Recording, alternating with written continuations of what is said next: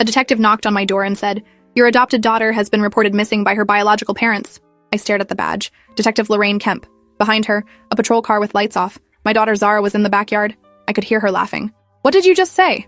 My voice came out wrong. Too high. Detective Kemp didn't blink. "We need to talk about Zara. May I come in?" I stepped back. She walked past me into the living room, eyes scanning everything. The family photos, Zara's drawings on the fridge, her backpack by the door. "When did you adopt her?" Kemp asked.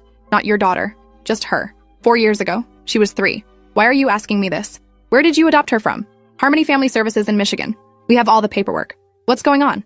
Kemp pulled out her phone. Showed me a photo of a little girl, maybe 2 years old. Dark curls, bright smile. My stomach dropped. "Who was that?" "Her name is Aria Thatcher. She was abducted from her home in Pennsylvania 4 years ago. Her parents have been searching ever since." I looked at the photo again. Really looked. "That's not Zara. Her parents saw your Facebook post last week. Zara's birthday party. They recognized her immediately. Lots of kids look similar. This is insane." Kemp zoomed in on the photo. On the child's shoulder, barely visible. A birthmark. Port wine stain. Shaped like a maple leaf. Exactly like Zara's. The room tilted. "No.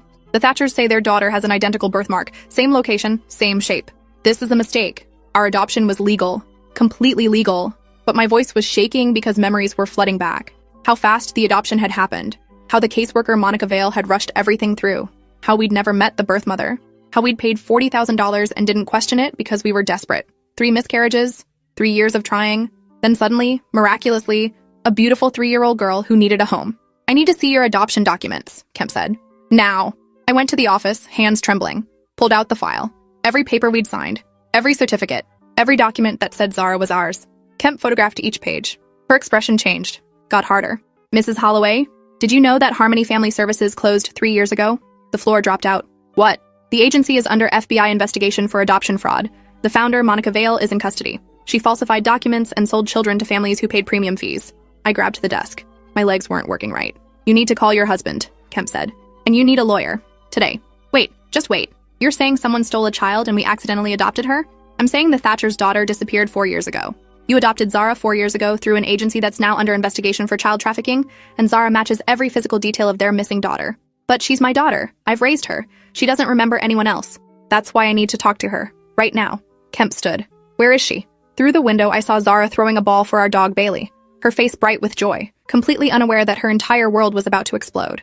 "You can't do this. She's 7 years old. She won't understand. The Thatchers have been searching for 4 years. Every day she's with you is another day they don't have their daughter back. She is my daughter." The words came out as a scream. Kemp's expression softened slightly. "I'm sorry, but I need you to call her inside." I walked to the back door, opened it. "Zara, honey, can you come here for a minute?" She ran over, Bailey at her heels. Then she saw the detective and stopped. "Mama, who's that?" That word, mama. She'd called me that for 4 years. First tentatively, then with complete trust. Now some stranger was going to tell her it was all a lie. "This is Detective Kemp. She needs to ask you some questions." Zara climbed onto my lap, her small body tense. Kemp knelt down. "Hi, Zara. I need to ask you about when you were really little. Before you lived here. Do you remember anything?" Zara shook her head, buried her face in my shoulder. "Do you remember anyone who took care of you before your mom?" "No. Just Mama and Papa." "Any other houses? Other people?" "No." Zara's voice was getting smaller, scared. Kemp tried for 10 more minutes. Got nowhere. Zara had no memories before age 3. Nothing about the Thatchers. Nothing about being taken. Nothing but our family. When Kemp finally left, she turned at the door. "The Thatchers want to meet Zara. Soon. And Mrs. Holloway?" She paused. "DNA testing is scheduled for tomorrow.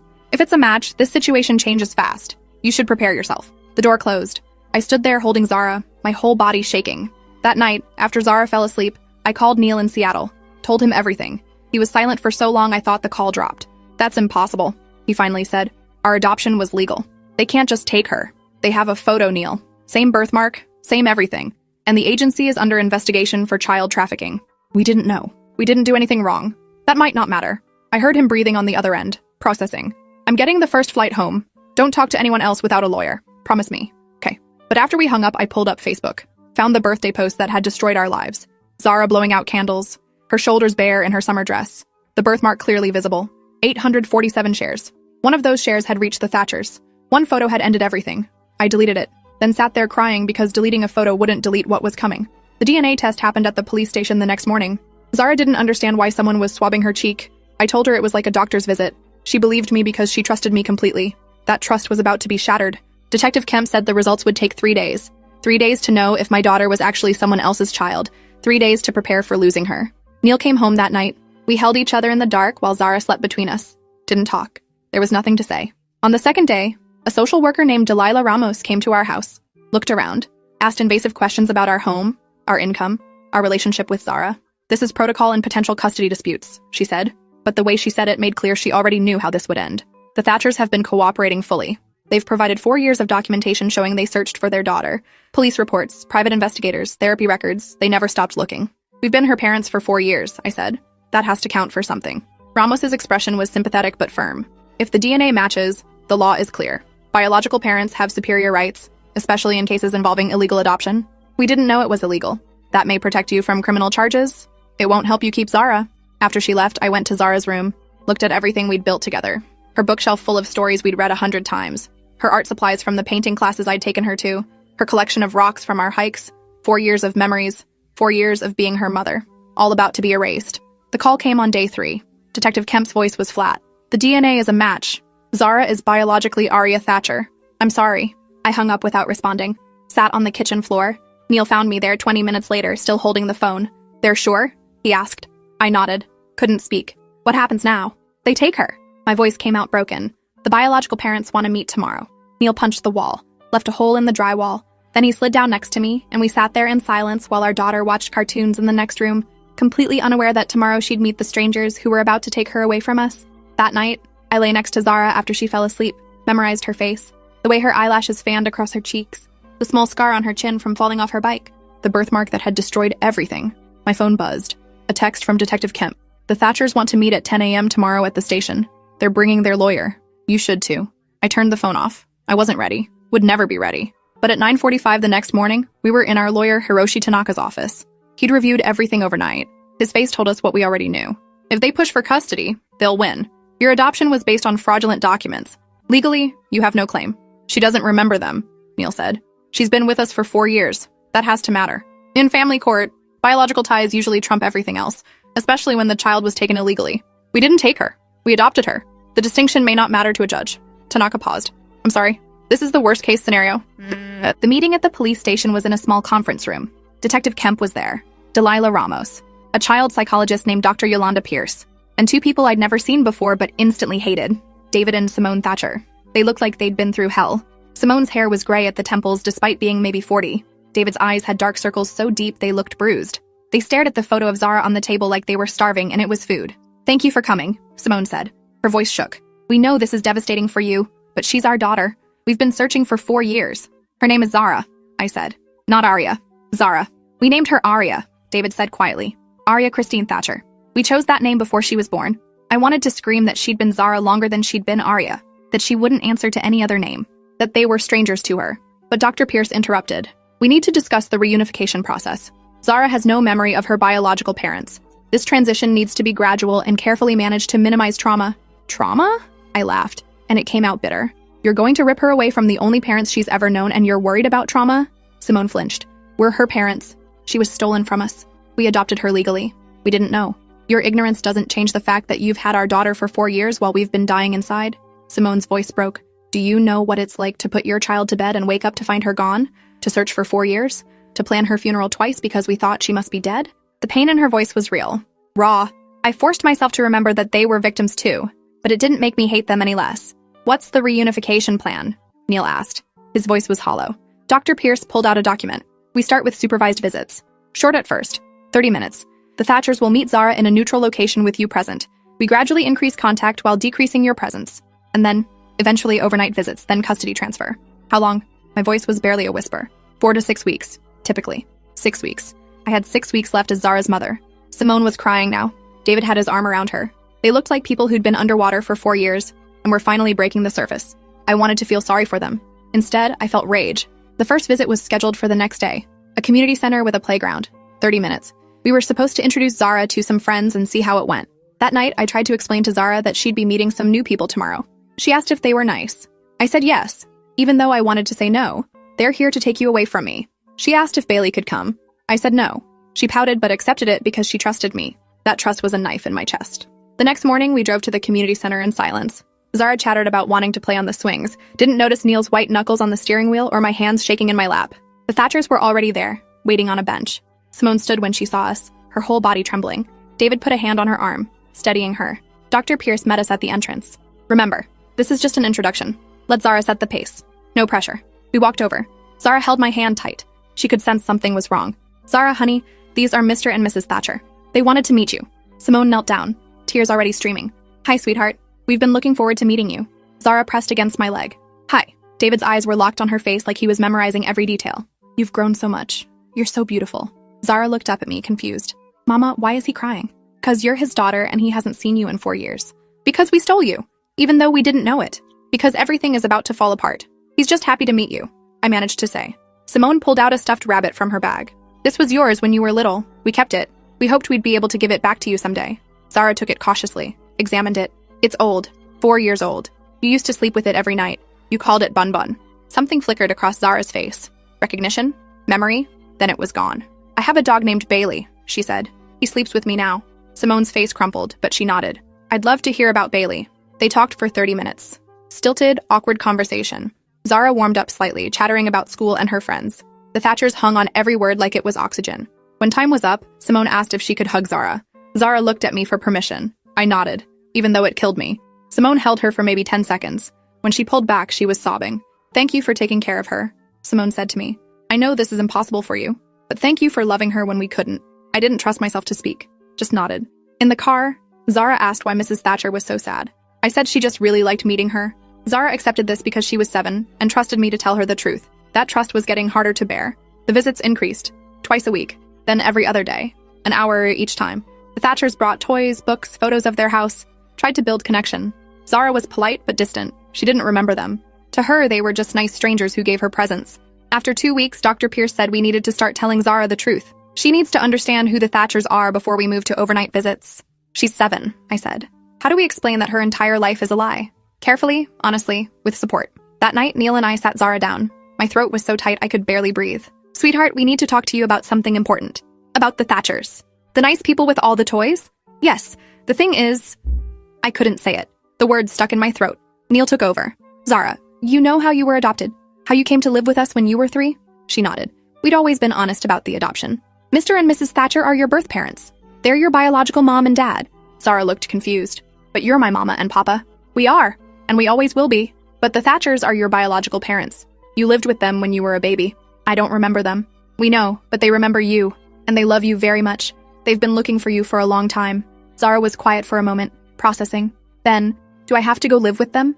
I wanted to lie. Wanted to say no, of course not, you're staying with us forever. Instead, we're figuring that out, honey. But you'll be spending more time with them. I don't want to. I want to stay here with you and Bailey. She started crying. I held her while she sobbed, and my heart broke into pieces so small they'd never fit back together. That night, after Zara finally cried herself to sleep, I found Neil in the garage. He was destroying old boxes, ripping them apart with his bare hands. We could run, he said. Take her and disappear. We'd be arrested, and she'd be taken anyway. I don't care. I can't watch them take her. If we run, we lose her forever. At least this way, maybe we can stay in her life. As what? The people who lied to her about who she is? We didn't lie. We didn't know. But it felt like lying. Every day we'd told her she was ours. Every time we'd called her our daughter. All of it built on a foundation that was crumbling. The overnight visits started in week 3. Zara went to the Thatchers' house for Friday night. She clung to me when we dropped her off, begging to stay home. Simone looked gutted. David's jaw was tight with pain. Dr. Pierce had to physically pry Zara's fingers from my jacket. The house was too quiet without her. I stood in her room, holding Bun Bun that she'd left behind because she still preferred Bailey. The rabbit smelled old, like someone else's child. When we picked her up Saturday morning, Zara was subdued. How was it? I asked, trying to sound normal. Okay. They have a pool and a big yard. That sounds nice. But I missed you. And Bailey. And my room. She paused. Mrs. Thatcher kept calling me Arya. I told her my name is Zara, but she kept forgetting. She didn't keep forgetting. She was reclaiming her daughter. The visits increased to 2 nights, then 3. Each time, Zara came home a little more distant, a little more confused. After the 3rd overnight, she asked, Mama, do I have to live with them forever? We don't know yet, baby. But I want to live with you. I know. We want that too. But want didn't matter. The law mattered. And the law said she belonged to the Thatchers. In week 5, our lawyer called. The Thatchers are filing for full custody. The hearing is in 2 weeks. I need to be honest with you. The odds aren't good. What are our chances? Maybe 10%. You adopted her through fraud, even unknowingly. They're her biological parents who were victims of a crime. The court will side with them. So that's it? We just lose her? You can fight, but fighting might make things worse. Drag out the transition. Traumatize Zara more. And if we don't fight, you petition for visitation rights. Maybe the Thatchers agree to ongoing contact. Maybe they don't. So we beg them for permission to see our own daughter. She's not legally your daughter. She never was. I hung up and screamed. Just screamed until my throat was raw. Then I pulled myself together because Zara would be home in an hour and I couldn't fall apart in front of her. That night, David Thatcher called. Mrs. Holloway, I know this is hard, but I wanted to talk to you about the transition. Simone and I have been discussing it. What is there to discuss? You're taking her. We don't want to cut you out completely. We see how much Zara loves you. We're willing to agree to visitation. My heart jumped. Really? Once a month? Supervised. For a few hours? Once a month. After 4 years of every day. After being her mother in every way that mattered. That's not enough. It's what we're comfortable with. You've had 4 years with our daughter. We deserve time to rebuild our family without interference. Interference? I raised her. I'm her mother. You're not her mother. You're the woman who unknowingly received stolen property. His voice was cold. Be grateful we're offering anything at all. He hung up. I threw the phone across the room. It shattered against the wall. The custody hearing was worse than I'd imagined. The Thatchers' lawyer painted us as either criminally negligent or willfully ignorant, showed how we'd paid premium fees without questioning why, how we'd never asked to meet the birth mother, how we'd accepted a too-good-to-be-true situation because we were desperate. Our lawyer argued we'd been victims too, deceived by a sophisticated fraud operation, but the judge wasn't sympathetic. The issue before this court is simple. Who has the superior legal right to this child? The biological parents who never consented to adoption, or the adoptive parents whose adoption was based on fraud? He ruled from the bench. Custody is awarded to David and Simone Thatcher. The adoption is hereby vacated. Mrs. and Mr. Holloway will have supervised visitation once monthly for 2 hours. Once a month. 2 hours. After 4 years of being her mother. The Thatchers stood, relief flooding their faces. We sat frozen. It was over. The transition happened fast. Too fast. Zara had 1 week to say goodbye to her life with us. 1 week to pack up her room. 1 week before she moved to Pennsylvania with strangers. She didn't understand. Kept asking why she had to go. Why she couldn't stay with us. I had no answers that didn't break her heart more. The night before she left, I lay next to her in her bed. She was crying softly. Mama, will you forget me? Never. Never, baby. I could never forget you. What if I forget you? You won't. We'll still see each other once a month. That's not enough. I know. I pulled her closer. But wherever you are, whatever happens, you're my daughter. Always. Nothing can change that. The judge said I'm not. The judge is wrong. Being a mother isn't about biology or paperwork. It's about love. And I love you more than anything in this world. She cried herself to sleep in my arms. I stayed there all night, memorizing the weight of her, the sound of her breathing, the way she held Bunbun now because Bailey couldn't come with her. In the morning, the Thatchers came to pick her up. They were kind, promised to send photos, said we could call once a week. It wasn't enough, would never be enough, but it was all we'd get. Zara clung to me at the door. Please don't make me go. Please, Mama. I wanted to scream, to fight, to run. Instead, I kissed her forehead. You're going to be okay. The Thatchers love you so much, and we love you. That doesn't change. But I want to stay with you. I know, baby, I know. Simone knelt down, gentle. Arya, we have Bailey's brother at home. A puppy. He's waiting to meet you. Zara looked up at me. Bailey has a brother? He does, Simone said. And he misses his family just like we've missed you. Slowly, heartbreakingly, Zara let go of my hand and took Simone's. They walked to the car. Zara looked back once. Waved. I waved back, forcing a smile until they drove away. Then I collapsed. Neil caught me. We held each other and cried like our daughter had died. Because in a way, she had. Zara was gone. Arya was going home. The first month was hell. 1 supervised visit at a neutral location. Zara, now Arya, was quieter, more withdrawn. She hugged me but didn't cling. Talked about her new school, her new dog, her new room. Called Simone Mom once, then corrected herself. Apologized to me. That apology broke something that hadn't already been broken. The social worker monitoring our visit said this was normal. She's adjusting. Building attachment to her biological parents. It's healthy. Healthy for whom? Not for us. Not for Zara, who looked confused and sad even as she described her new life. By month 3, the visits got easier and harder simultaneously. Zara seemed more settled, happier, less torn. She called the Thatchers mom and dad without correcting herself, talked about home and meant Pennsylvania. We were becoming the people she used to live with, the ones she saw once a month for 2 hours. After 6 months, Simone called. Arya's therapist thinks the monthly visits are disrupting her progress, reminding her of the past when she needs to focus on the present. What are you saying? I already knew. We think it's best if we take a break from visits. Let her fully integrate into our family. You're cutting us off. Just temporarily. Maybe in a year, when she's more stable. You promised we could stay in her life. And we kept that promise. For 6 months. But our daughter's well-being comes first. She's my daughter too. No, she's not. She never was. Simone hung up. That was it. No more visits, no more calls, no more Zara. I called our lawyer. He said we could fight, but it would take months and probably fail.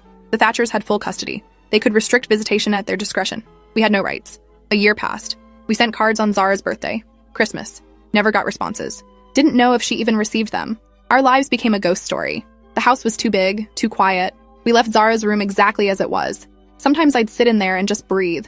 Tried to remember what it felt like to be her mother. Then, 18 months after Zara left, our doorbell rang. I opened it and my heart stopped. Zara, 14 years old, tall, beautiful, alone. "Hi," she said. Her voice was uncertain. "I know I'm not supposed to be here, but I had to see you." "How did you get here?" "Bus. I told my parents I was going to a friend's house." She paused. "I've been planning this for months. I should have called the Thatchers immediately. Should have sent her home. Instead, I pulled her into my arms and held her while she cried. "I remember you," she whispered. "I tried to forget, tried to move on. But I remember. You're my mom too." We sat in the living room. She told me about her life with the Thatchers. It was good. They loved her, gave her everything. But there was a hole where we'd been. "They told me you didn't want to see me anymore," Zara said. "That you'd moved on. We sent cards, tried to call. They cut us off." Her face hardened.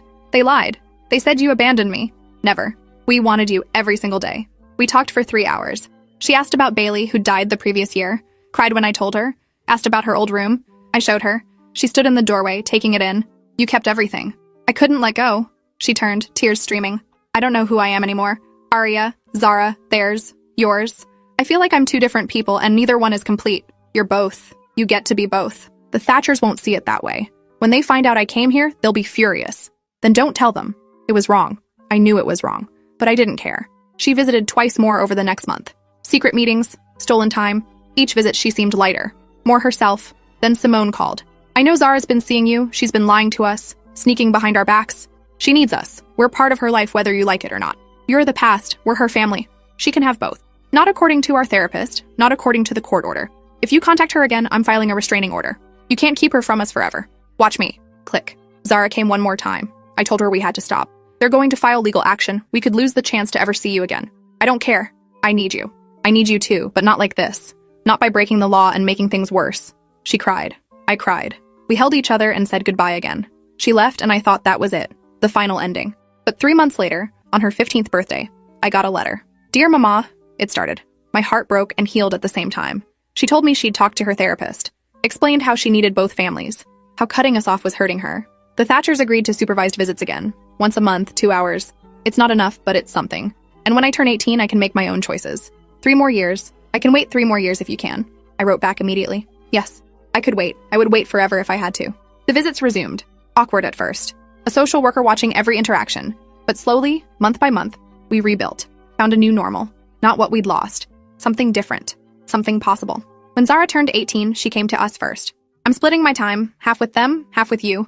They don't like it, but I don't care. You're both my parents. They don't get to decide anymore." She chose a college near us. Had Sunday dinners with the Thatchers and Wednesday dinners with us. Built a life that included both families, messy and complicated and real. At her college graduation, we all sat together. Neil and me, David and Simone. All of us crying as she crossed the stage. She'd listed both sets of parents in the program. The Thatchers tried to object. She told them to grow up. "I lost 4 years with one family and 11 years with another. I'm done losing time. You're all my family and you're going to deal with it." Standing there, watching our daughter, who wasn't legally ours but would always be ours in every way that mattered, I understood something. Motherhood isn't about biology or law. It's about love. And love doesn't vanish because a judge says it should. 7 years after a detective knocked on our door and destroyed our world, Zara called us with news. She was pregnant. We were going to be grandparents. All 4 of us. The Thatchers and us. She'd already decided the baby would know all of them. Because family, she said, isn't about who has the right paperwork. It's about who shows up. And you all showed up, even when it was impossible. The day her daughter was born, we all stood around her hospital bed. 2 sets of parents who'd fought over her, now united by a tiny new life. Zara looked at me and smiled. "I want you in the delivery room, you and Simone. Both my moms." So we stood on either side of her. Both of us crying, both of us holding her hands, both of us mothers. And when that baby was born and Zara put her in my arms, she said, "I'm naming her after you, because you were my mother when I needed one most." The Thatchers lost 4 years with their daughter. We lost 11. Everyone paid a price for Monica Vale's crimes. But we all showed up. We all fought for Zara when she couldn't fight for herself. And in the end, that's what mattered. Not the law, not biology, not custody agreements, just love. Persistent, imperfect, complicated love. That detective had been right. Zara had been reported missing by her biological parents, but she'd also been found by us. And somehow, impossibly, she'd ended up with 2 families instead of 1. It wasn't the ending anyone planned, but it was ours, and it was enough.